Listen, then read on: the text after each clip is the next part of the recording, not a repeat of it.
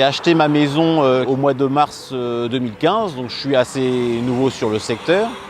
Et à l'occasion du 73e anniversaire du débarquement en 2016, j'ai eu le plaisir d'accueillir des soldats de la 101e Airborne avec la participation de l'association des Amis de la 101e Airborne. Dans cette soirée, je me suis improvisé un petit peu guide touristique à cette occasion, jusqu'à arriver à la maison où on les a reçus pour la soirée.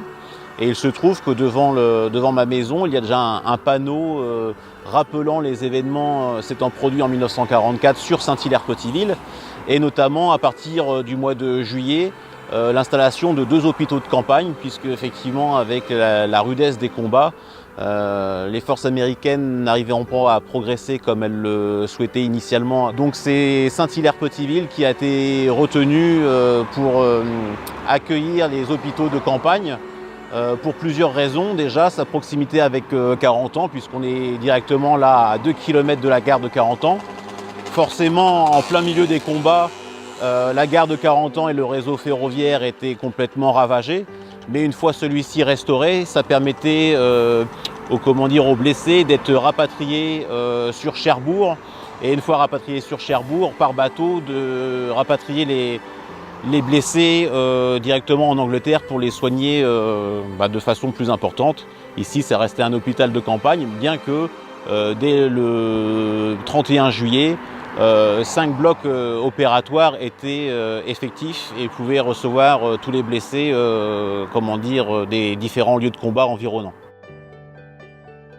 Effectivement, les soldats américains, je leur présentais le panneau explicatif sur les événements passés à Saint-Hilaire-Petiteville.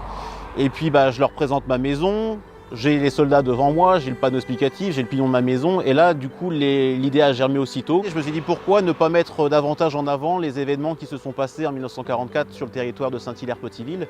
Et du coup, pourquoi ne pas utiliser ce pignon comme toile de fond pour accueillir une fresque représentant justement les différents événements, que ce soit les lieux de combat et les hôpitaux de Saint-Hilaire-Petiteville. J'ai déjà trouvé effectivement les différentes entreprises qui vont intervenir, donc je fais travailler des personnes du tissu local.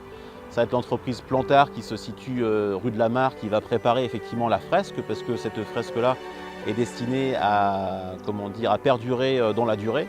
C'est pas une fresque qui va durer 2 ans et puis on n'en parle plus. C'est dans 50 ans, le but c'est qu'elle soit là pour les générations futures.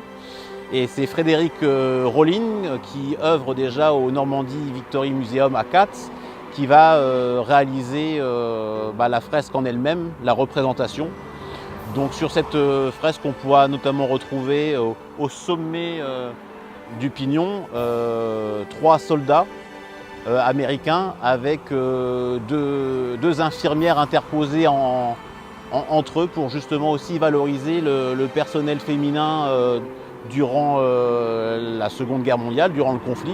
Du coup, je vais faire appel au niveau de différents intervenants, au niveau de la région, au niveau de la commune, au niveau de la communauté de communes, au niveau du département, mais je vais aussi, d'ici quelques jours, mettre en place un financement participatif, puisqu'effectivement, je suis le propriétaire de la maison, mais une fois que la fresque sera réalisée, je vais m'efforcer,